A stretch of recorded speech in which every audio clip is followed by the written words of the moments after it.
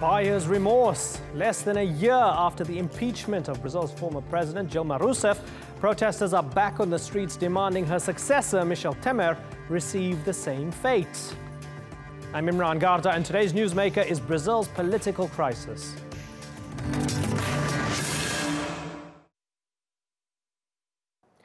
It hasn't even been a year since Brazil ousted its first female president, and already there are growing demands for her replacement, Michel Temer, to be removed from office. His alleged crime, a growing scandal involving bribes and payoffs. And making matters worse, it was allegedly all caught on tape, with Temer condoning the payment of hush money to a lawmaker who was jailed as part of a corruption probe.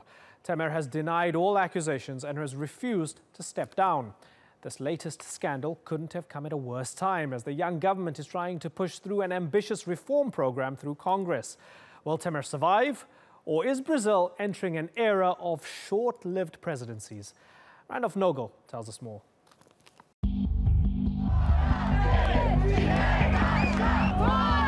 As protests grow by the day calling for Brazil's president Michel Temer to step down, a new thread has been pulled loose in the web of corruption scandals that have ensnared him.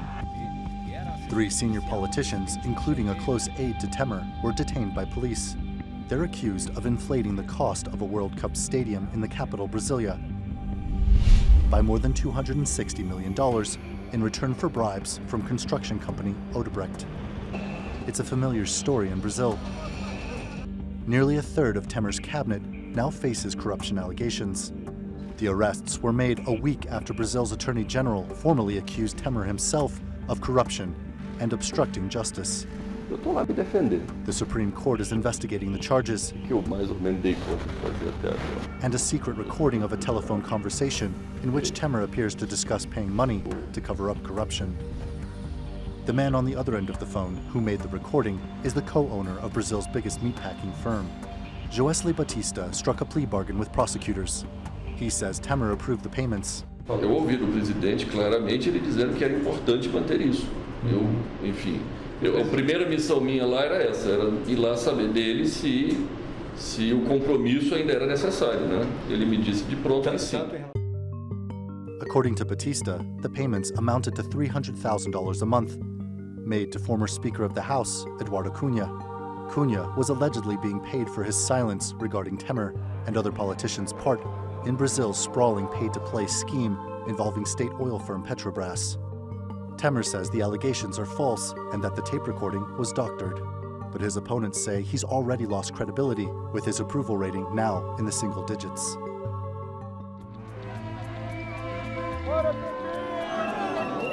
While Michel Temer's predecessor, Dilma Rousseff, was forced out of office on separate charges, the Petrobras scandal set the stage for her impeachment last year. Temer and Cunha orchestrated it, seizing on a wave of public anger over corruption. Now they've both been caught in its wake. Cunha has been convicted and sentenced to 15 years in prison for graft. And now opposition senators have filed an impeachment petition against Temer and have called for new elections. Temer has said he won't step down. He's sought to deflect the allegations leveled against him, stressing that the country needs political stability to stay the economic course. O Brasil, meus senhores, exige que se continue no caminho da recuperação econômica que traçamos para colocar o país nos trilhos. Já recuperamos o PIB, acabamos com a recessão, reduzimos a inflação. Brazil's central bank has said that the economy will re-emerge this quarter from its deepest recession, reaching 3% growth by the final quarter of the year. But that's done little to allay the growing public anger against Temer. And as he struggles to hold on to power, his administration appears to be unraveling around him. The allegations against him are stacking up as Brazilians become further disillusioned with their political system. Randolph Nogel, The Newsmakers. Well, to discuss what Brazil's future has in store, we're joined by Rodrigo Nunes in Rio de Janeiro. He's a political analyst and author of Organization of the Organizationless. And from London, we have Francisco Dominguez, the co-author of Right-Wing Politics in the New Latin America. And from Washington, D.C., we have James Roberts, a research fellow at the Heritage Foundation and a former U.S. diplomat who served in Latin America. Gentlemen, thanks so much for joining us. Rodrigo, let me begin with you. Is Brazil in a phase of extreme political crisis? Well, clearly, yes. I mean, it was clear from the start that Temer was going to be a stopgap solution. The reason why Dilma Rousseff was impeached and why he was put there was basically a deal struck between a political class hounded by corruption allegations and finance and big business, which had an interest in using this economic and political crisis as an opportunity for passing a certain amount of reforms that they were interested in and that are ultimately only good for them. The problem is that was always going to be a very unstable agreement because on the one hand, these measures, these reforms are highly unpopular. For example, 72% of the population are against the proposed pension reforms that the government are discussing now. And on the other hand, the corruption allegations are very strong. The investigations continue, and they continue to involve the political class. And basically, this is what's happened now. The investigations got to Temer, and so the market fears that he won't be able to deliver the measures, and they've started looking somewhere else. Okay, and you brought up some interesting points there. Let me ask Francisco Dominguez, if we could look at the passion of the protesters, which one is it? Are they more against the policies like, you know, the pension policies and so on, or are they more against the fact that they feel he's as corrupt as the previous regime and they feel that the politicians are dirty? Which one is it? I think it's both of them. And the reason is obvious. The people who are now running the government and their supporters in the Congress and in the Senate made a huge campaign which lasted for a year regarding the fight against corruption, on the back of which they managed to impeach the president, the democratically elected president. Now everybody knows, and there is absolutely ample and irrefutable evidence, that the corrupt ones is them. And not only they're corrupt to the extent that they are, and that I'm sure there is more stuff that is going to come out, but they are implementing one of the worst imaginable neoliberal programs that is affecting millions and millions of people, including middle-class people. Francisco, and if you take the two together, then sure, there is no question about it.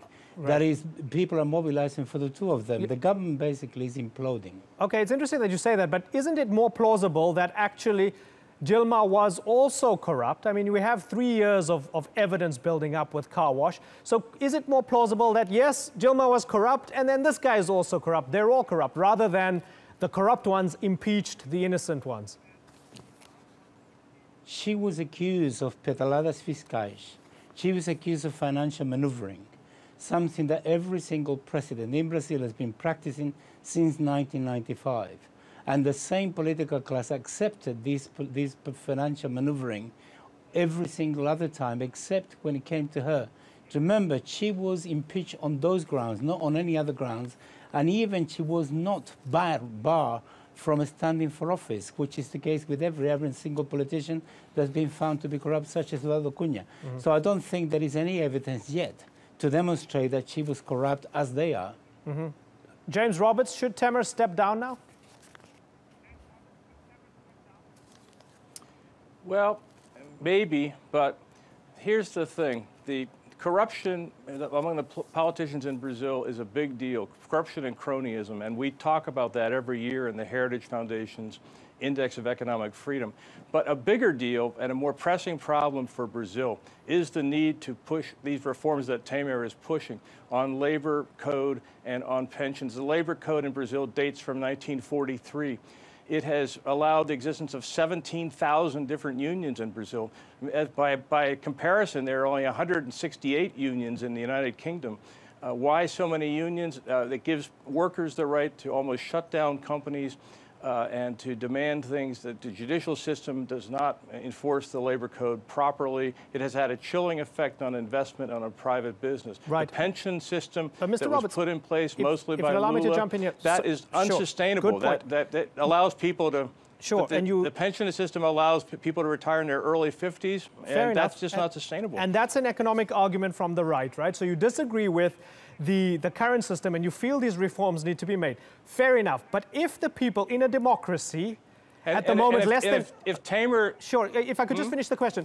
In a democracy, less than 10% of the population actually back him right now. They consider him dirty and they feel, hey, we didn't vote this guy into office. With all of that in mind, even though you feel the reforms should be pushed through, maybe somebody else has to push those reforms through. Don't you think, sir?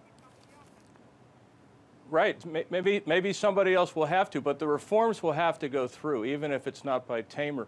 The political class is corrupt in Brazil. It's been well known. I mean, the election that got Dilma reelected was also corrupt, and there was a lot of questions about whether that was really a free and fair election. And that, in fact, the bad memories of that on people on the center right is a lot of what pushed Dilma out, I think. For a moment, let's just listen to what the president had to say when people wanted him to step down. He was bullish. Let's have a little listen to what he had to say. Não renunciarei. I won't resign. Repito. I repeat, Não renunciarei. I won't resign. I know what I did, and I know my actions were right. I demand a full and quick investigation to clear up the situation for the Brazilian people. Let me ask Rodrigo Nunes. Rodrigo, is he making the right decision by doubling down, by saying, hey, that audio tape was doctored, I won't resign, I'm in it for the long haul and I'm here to fix this country? Well, Temer, like most of the top brass in the government, like a huge chunk of the political class in Brazil, have no other option but to double down at this point. Their backs are against the wall. They know that if, and he in particular knows, that if he renounces, chances are he'll be arrested pretty soon. And this is what he's negotiating at the moment. He's negotiating the possible terms for his renunciation because the people who put in there feel that he's no use anymore because he won't be able to pass the reforms. Now, I want to go back on the issue of the reforms. I think many people, most people in Brazil agree that the country needs reforms. The problem is what reforms and how are they going to be done? One of the advantages that Temer had, so to speak, was precisely the fact that he didn't care about legitimacy at all. The kinds of reforms that are being pushed now were defeated at the ballot in the last 4 elections, and they're being pushed by a government that wasn't elected and that has 4% approval ratings at the last count, and that was before the political scandal. Good point. So let's pose that to James Roberts before Francisco comes back in. James Roberts, the people don't want these reports. If I could just finish. Okay, finish your point. Go ahead, Rodrigo. So what I was going to say is there are a number of reforms that PT should have passed in the period they were in power, the Workers' Party. They failed to do so. For example, a progressive tax reform. Brazil has one of the most regressive tax systems in the world. It didn't do that then, and that was a huge problem. What we're seeing now is reforms that are going to entrench the privileges and the problems that PT should have dealt with and failed to do. Okay, so James the Roberts, situation is only going to get worse. Okay, then James, the people don't want these reforms. How do you deal with that in a democracy? Well, some people want them and some don't. And these elections, especially the last one, have been very. These reforms are divided in terms of who wants them and who doesn't. But the last election was very, very close, and that's why some people say that it was not completely fair and transparent. And so to say that the people of Brazil don't want this, I think, is an overstep. I think many people in Brazil do want these reforms. They know they're not sustainable. They know that OECD countries, people have to work till they're 67, like in the United States. People can't retire in their early 50s, the government can't financially and fiscally sustain that. So things like that have to be changed. And that's what the center-right party of Temer is trying to do, is trying to force these reforms. And I'll say one very good thing is coming out of this, and that is the strength of Brazil's institutions, especially its judiciary. The prosecutor in car wash, Moro, he's a folk hero in Brazil because the people know how corrupt the system is at the top. And they are cheering for somebody to stand up, somebody honest and clean and competent to take on this corruption. Okay. And so that's what I hope for Brazil will continue. Even if Temer is replaced by someone else, the reforms have to continue, and the judicial and other institutions of Brazil have to continue to stand tall and stand firm. Okay. Francisco Dominguez, I know you probably don't agree with James Roberts on a lot of the politics, but do you agree with him that the judiciary has proved itself to be impartial here and solid and something that's trustworthy? Well, just briefly on the economy. In 2002, Brazil's GDP was 600 billion. By 2012-13, the country had 2.7 trillion GDP. 40 million people were taken out of poverty without any problem. The economy grew like never before in the history of that nation. There was plenty of resources to actually distribute around and continue with the policies that the Workers' Party and the previous governments were actually doing. This government came to do exactly the opposite, taking advantage of the economic difficulties caused in Brazil by the world economic crisis. In terms of the judiciary, I think there is a big question mark regarding how many of them are actually will pass a good exam regarding not being corrupt. There are people who are so openly partisan regarding what they do as judges, such as Dilma Rousseff and such as Sergio Moro, who is engaged in persecution, for example, of people such as Lula for 3 years without any evidence, and continues to leak information to the media in order to create a campaign. This has never been done anywhere in the world. So therefore, it seems to me that the judiciary now that is being strengthened is a good thing, but it's 10% of what is required. But it's interesting. And I think once you reform the judiciary, you need to reform actually the whole political system. How is it possible that the Supreme Court accepts the impeachment against Dilma Rousseff when it had actually no constitutional basis whatsoever? And this is an indication of part of the problem that Brazil needs to reform. And I agree with Rodrigo Núñez that there is plenty of reform that needs to be done, but not the kind that James is suggesting. From the outside, we look at the attorneys and we look at the courts, and we saw them going after the left-wingers last year, and we see them going after the center-right politicians this year. That shows some robustness. They look impartial to me from the outside, don't they, Francisco? Well, in terms of this particular investigation, they do, but I suppose the road is so intense that there was very little else they can do. And remember, the previous head of the Supreme Court actually died in a plane accident, and the new one that's taken over, Janot, actually seems to be getting things done. There is much more that needs to be done because the number of people who are involved at the level of the political class, particularly in the Congress and in the Senate, that are involved in corruption is too many. So many of them actually have been investigated for years and years and years, and nothing has been done against them, such as Aécio Neves, who is just beginning to feel the pinch, and it's not clear exactly where that is going to go. So yes, it looks okay in a superficial way, but there is much, much, much more that needs to be done. And I think it's a step forward, a small one, what is being done now, but there is much more that needs for the cleaning of the whole house. Right. Rodrigo, would an election go a long way to sorting out Brazil's problems in the next 12 months? Yes and no.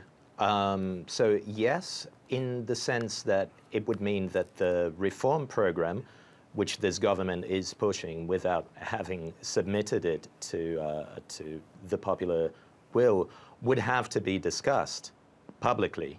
And I would like to see someone defend these kinds of measures, which are highly unpopular at the moment. 72%, again, are against the pension reform. 68% are against the labor code reform. So In that sense, yes, that it would force the people who are arguing for these reforms to seek a popular mandate for them, and I doubt that they would get it. On the other hand, any result that could come out of elections at this point, either this year or next year, are more likely to be a symptom rather than a solution to the political crisis we're going through. Basically, what we're seeing is a very profound crisis of trust in the political class, in the political system as a whole, and institutions themselves, which aren't working that well if we analyze it carefully. Francisco, do you want Lula to stage a comeback? Do you think he's the man? Well, I think I have a slightly different take. It seems to me that the situation is the following. The political class, and it's very obvious and it's public already, they are discussing the possibility of impeaching Temer because his position is totally untenable, and perhaps deciding to elect somebody indirectly by decision of the Senate and the Congress. If they were to do that, the amount of legitimacy that Temer has will not, the next person will have even less for a start. And I think it's very likely that the country will explode. Already people are in the streets, and it's up to them to decide whether they want Lula or somebody else. But it's clearly the case, if there are, as they call themselves, directas ya, which is, direct elections right now, I think at least the country will be taken back to the path of democracy, so that somebody who is elected will have the possibility of discussing democratically what is to be done regarding the problems that the nation faces. Anything else short of that is just going to make the crisis much worse. And for me, the question is how long Temer is going to survive, and what sort of a scheme are the political class are going to come up with, which I think it looks very unlikely to be the right one. Yeah, lots of questions about Temer's future and the future politically of the country. We'll be keeping a close eye on Brazil. Gentlemen, thank you very much for joining us. It's been a pleasure talking to all three of you.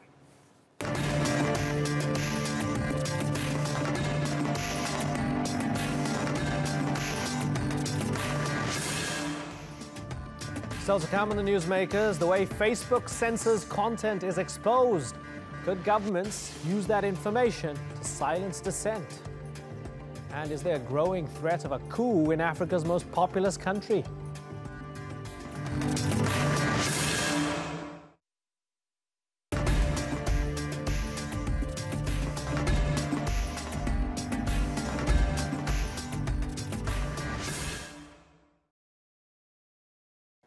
Welcome back to the Newsmakers. The inner workings of how Facebook censors extreme content has been exposed to the public with a trove of leaked documents. In many cases, Facebook moderators have only seconds to act. But what does this revelation mean for the general public? There are some fears that governments will pressure companies like Facebook to censor content that it deems politically sensitive. Pakistan is one example where the country's cybercrime law has been criticized by rights activists for being too broad in its scope. Meant to ban online speech considered blasphemous, detractors argue it's stifling free speech. And are tech companies complicit? Facebook revealed that it has blocked almost 2,000 pieces of content at the request of the Pakistani government since 2013. How much further could this go? And is it working? And are Pakistanis pushing back? Ali Mustafa explains.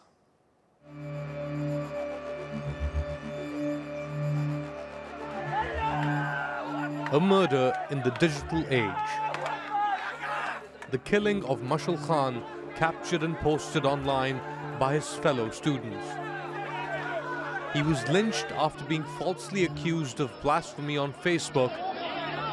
In Pakistan, any content insulting Islam and its Prophet Muhammad is considered blasphemous and is punishable by law. We are highly ashamed as a nation, and I think it's most disgusting and absolutely barbaric as to what happened to Michel Khan. But since it's not clear exactly what constitutes as blasphemy, critics say it has become a tool to silence dissent. They point to the 2016 cybercrimes law as proof. Then there is the recent implementation of the Pakistan Electronic Media Regulatory Authority or PEMRA ordinance. Its vague language with regards to preserving the ideology of Pakistan has been used to silence criticism of the state, according to critics. And now, Pakistan's government has detained social media activists for what it says was an organized campaign against the armed forces. It follows a messaging campaign encouraging average citizens to report content which could be perceived as hurting religious sentiments or undermining the state. The government and supporters of the measures say they are an essential requirement in the digital age, but thousands of blocked websites and dozens of silenced bloggers disagree. Ali Mustafa, The Newsmakers. Well, joining me now from Islamabad is Taha Siddiqui. He's a Pakistani journalist and is on the list issued by the Federal Investigation Agency in Pakistan for operating a social media account that allegedly defamed the armed forces and the state. Also from Islamabad is Ahmed Raza Qasuri. He's a former member of parliament and legal advisor to former President Pervez Musharraf. He was also involved in the drafting of Pakistan's constitution. Gentlemen, thank you very much for joining us. Taha, let me begin with you. What did you say that was deemed problematic and you were called in? What happened? Tell us.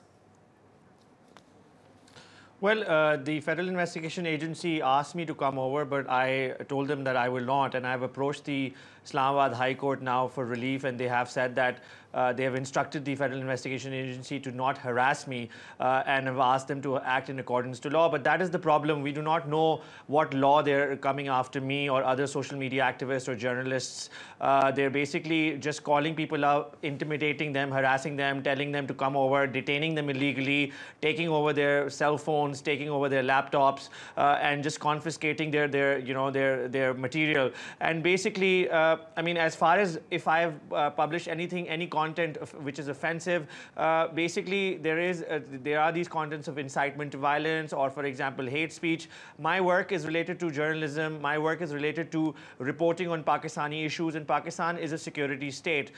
Given that the military is one of the things that has a footprint in almost all walks of lives in Pakistan, and because of that, we talk about military a lot, and social media is a tool that I use to propagate my work, to disseminate my work. And in that sense, I've been talking about the military, doing constructive criticism about the military. Sometimes we do sarcasm about the military, but in a democracy, all these things are allowed and should be done. And instead of that, they're basically, the government is trying to spin this into the fact that, as you also mentioned, and then the report also mentioned, that this is blasphemy. Yesterday, when the Interior Minister did a press conference, in that also he tried to spin it into that armed forces, instead of talking about what we're talking about, the armed forces, why we're criticizing them, because they're present in the political sphere of Pakistan. Instead of focusing on that, he said he spinned it into the fact that, oh, this is blasphemy, people are talking against religion. So he's inciting people actually against people like us who speak very openly and critically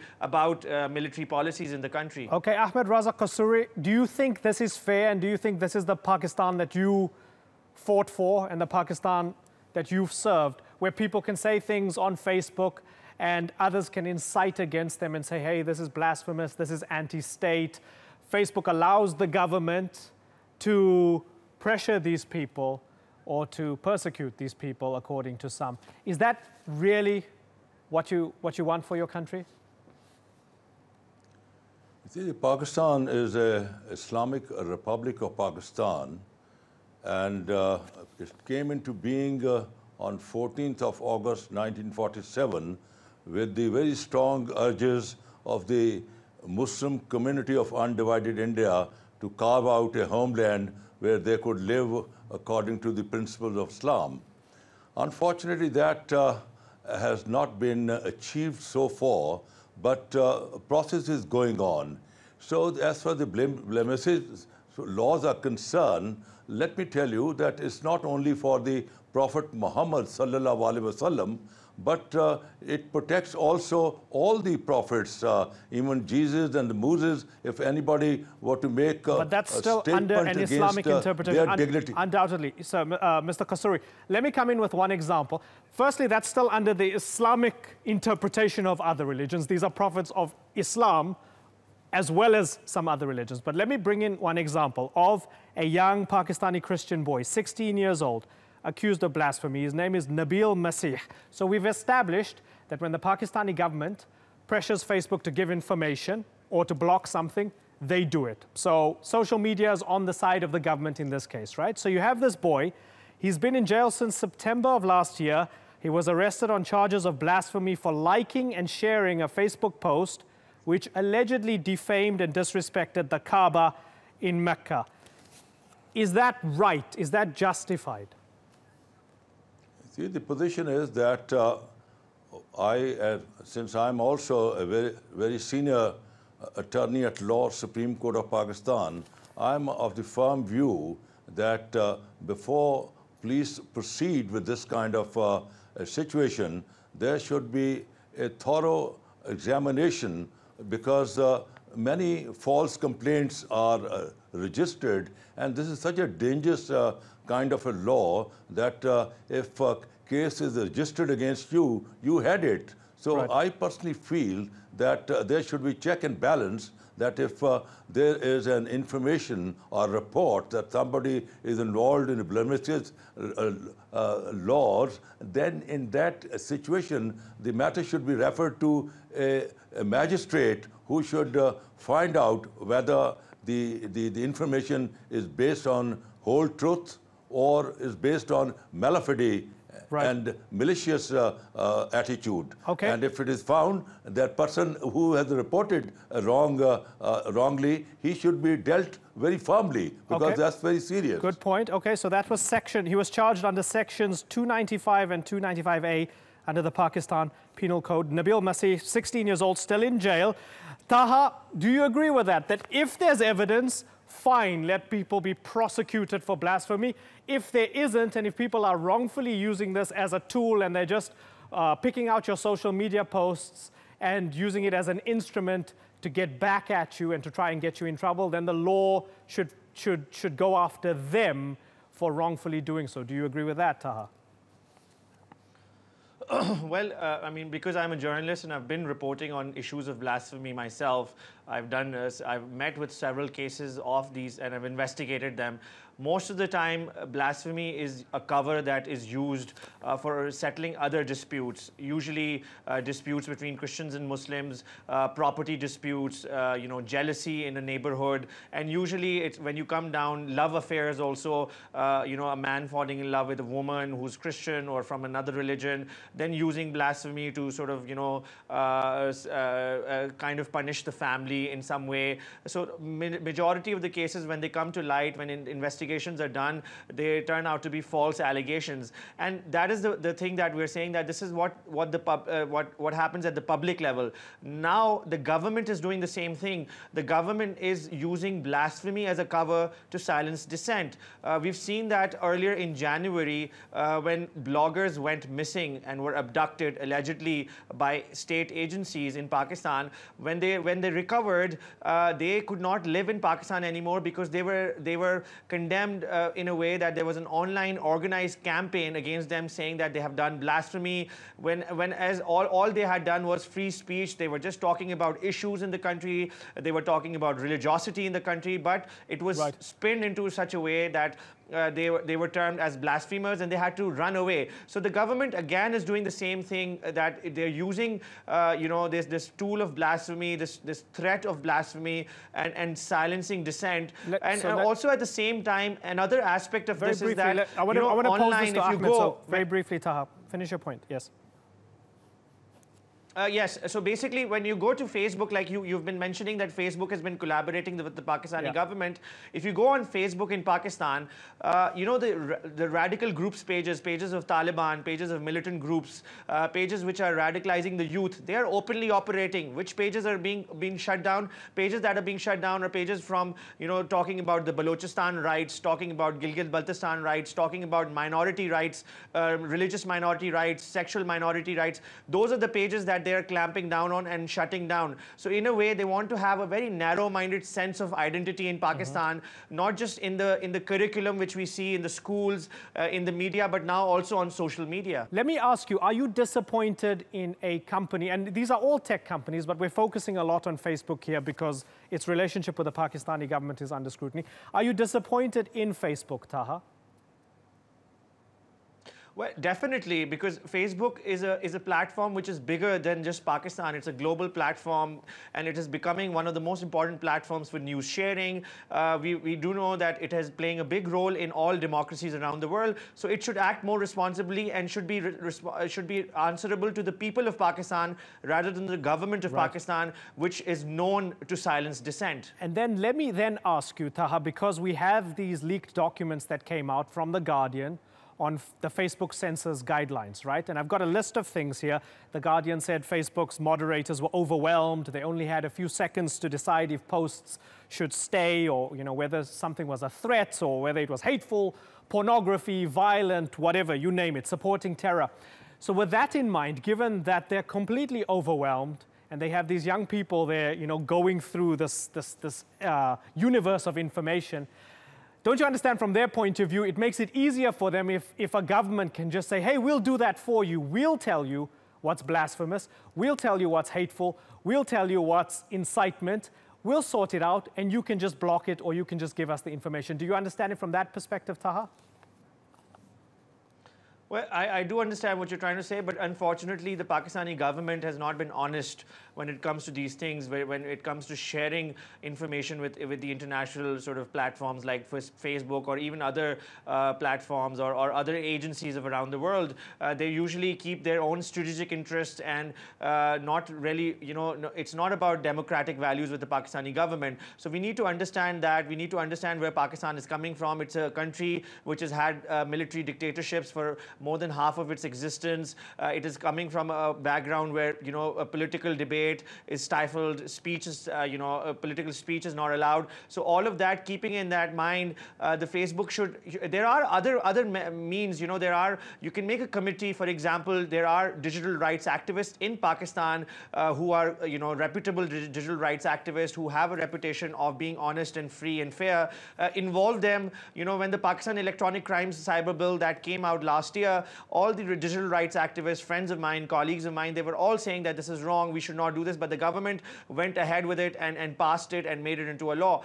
But these are the people that need to be consulted, even to the extent that, those meetings that happened when the law was being formed, they said we will have public meetings, but they went on to have private meetings or not informing the public about those meetings, and then later on said we did have public meetings. Right. So the government is completely dishonest, and there is a large civil society in Pakistan that is quite active, that knows its rights, that should be, that Facebook should engage with. Okay, so let's pose that point to Ahmed Raza Kusuri. Isn't it better if Facebook engages with civil society in Pakistan, not just the Pakistani government, but the Pakistani people as well, whether it's lawyers, activists, digital rights advocates, and so on, so that these claims of blasphemy, of being anti-state, of being anti-military, and so on, aren't used as weapons to whack whoever you don't like, aren't used as tools to stifle dissent, but actually when it's relevant and when it can be verifiable, as you mentioned earlier on, if somebody's really inciting to violence or if somebody's really being anti-state, sure, fine, those people can be prosecuted. But that Facebook and those in social media can actually come up with a solution with the Pakistani people rather than this opaque government. What do you think, sir? You see, the position is that people in the West look for something negative. And if they find something negative, there's a publicity blast in the West, you see, through the media, print and electronic both. And then some of journalists that we have are also for Western-oriented. Their loyalties are not very clear. Are you talking about Taha? Are you talking about Taha? I'm not talking. I'm talking generally. I'm talking generally. Okay. So the position is that the West, as I said, always look for something negative.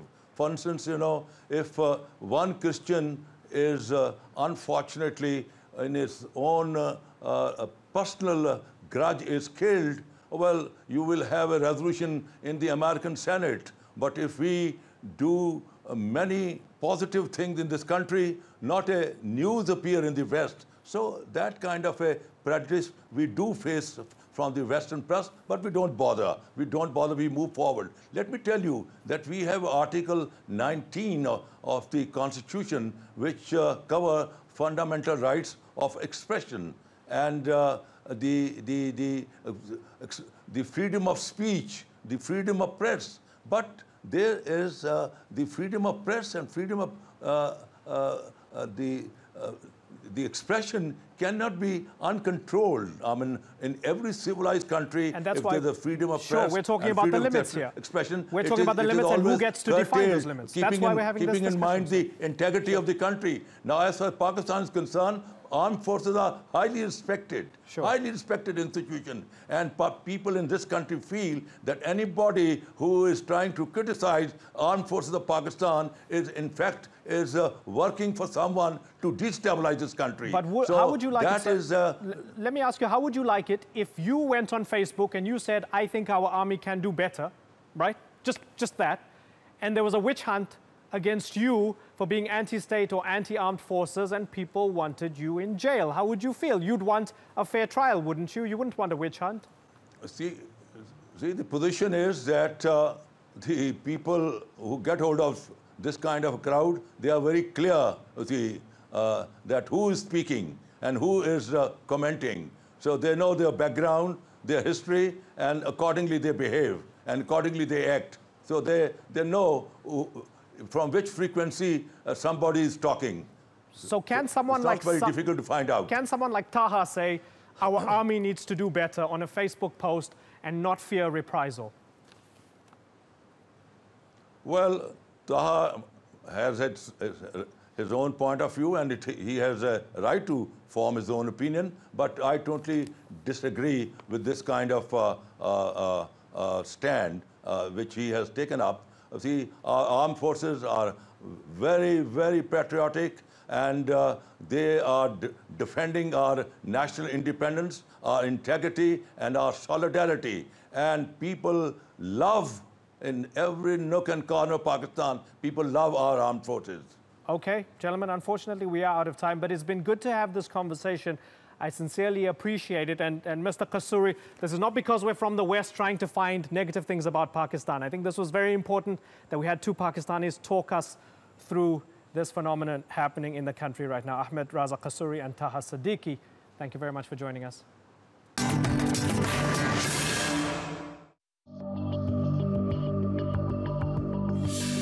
We personally, as Nigeria, we are worried about it. Because nothing is moving, everything is stranded. You understand? So nothing is moving. So we are disturbed and worried. Nigeria is no stranger to coups. So when the country's army chief of staff reportedly said some of his troops could be posing a threat, the government rejected the warning as routine.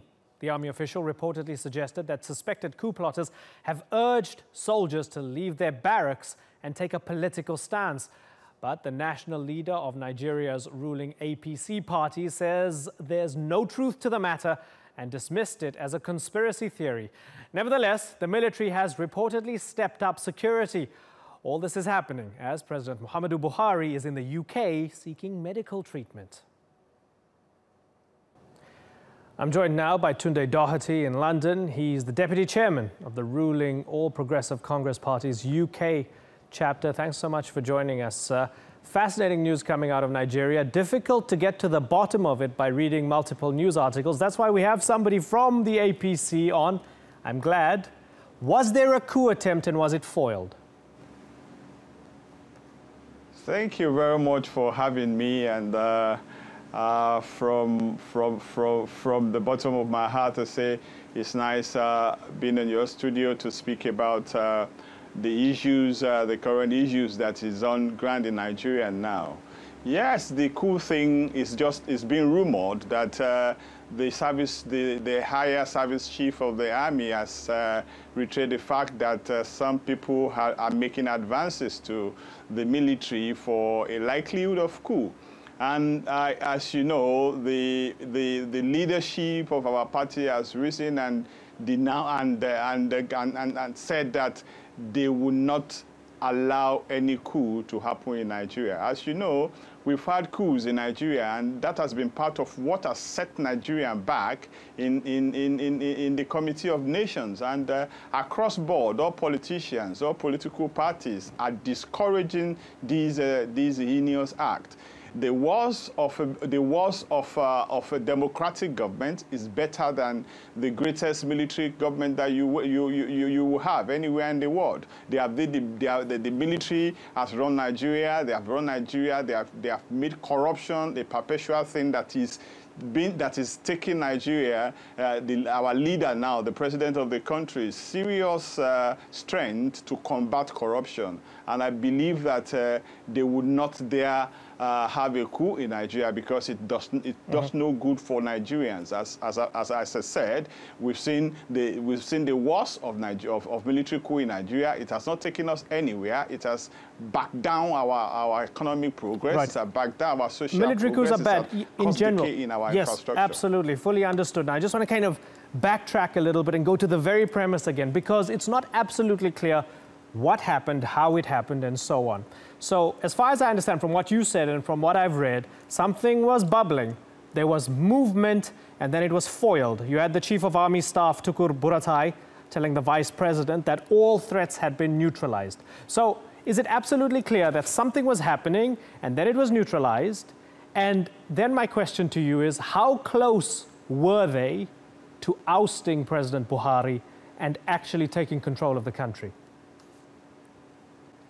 I must confess to you that, yes, the chief of the army had come out to say there was an intention of a coup, there was a plot.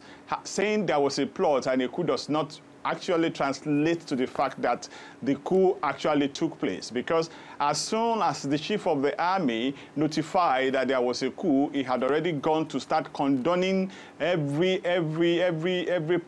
persons who are involved in this act. Definitely the Chief of Army is doing his best. Yes, there are some contending forces who from day one of the inauguration of our President Buhari has been against him, because you see, that is what corruption brews. The corruption try to fight back, so they are trying to use every means possible to get the army involved in taking over leadership in Nigeria. Can I give you another interpretation? Sorry to interrupt you. Thank God. Yes. Let me come in then. My apologies for interrupting you. I just need to kind of get through as much as possible because our time is short. So, can there be another interpretation that President Buhari hasn't done well in his 2 years in charge? He had this promise of rooting out corruption. He had a promise of reviving the economy. He had a promise of defeating Boko Haram. Can it be that they are political players and military players who are saying, this is a lousy government, it hasn't fulfilled its promises, that's why we have to take matters into our own hands? That's a wrong notion. For instance, let me tell you that whoever is saying that President Buhari has not done well in the last 2 years is nothing but a person who does not even want the progress for the nation. The government is barely 2 years. It's going to be 2 years old. Imagine a government of 2 years. Imagine the government that was before us, who had run that country for 16 years. You will see the huge corruption. You will see the huge amount of decadence they have put the country into. President Buhari had come into power. He has streamlined and he has stated his non-tolerance for corruption. And because of this, these people, because they don't have free money anymore, it's difficult for them to move money from Nigeria to anywhere. You can imagine all the latest hideout where they kept billions of dollars that are meant for projects. So this caliber of people are people that are not comfortable with the president. Okay. They are people who in their life they have not worked for the benefit of that nation. So they will go to any length to invoke or involve any means of derailing the government. Right. Good point. Whoever they are, could they be mobilizing because the president hasn't been well recently? There have been rumors of his health. He hasn't been well. He hasn't made many appearances. The vice president has been acting up for a little while. Could they be sensing an opportunity, whoever they may be, because the president, who's not a young man, because he hasn't been too well recently? Nigerian constitution is so clear. The function of government is ongoing on a daily or hourly or minute basis. You see, the fact that the president is a little bit ill does not say that every works of government is grounded. The president has the right to take leave and look after himself, which is doing. And the function of government, the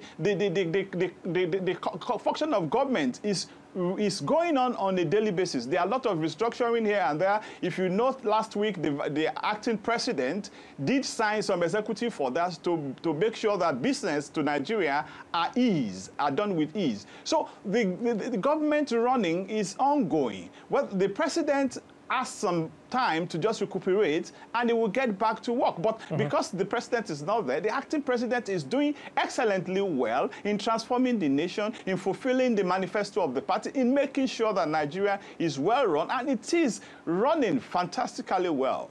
Okay, Tunde Doherty, good to talk to you. Thanks for your insights. Thanks a lot. My pleasure.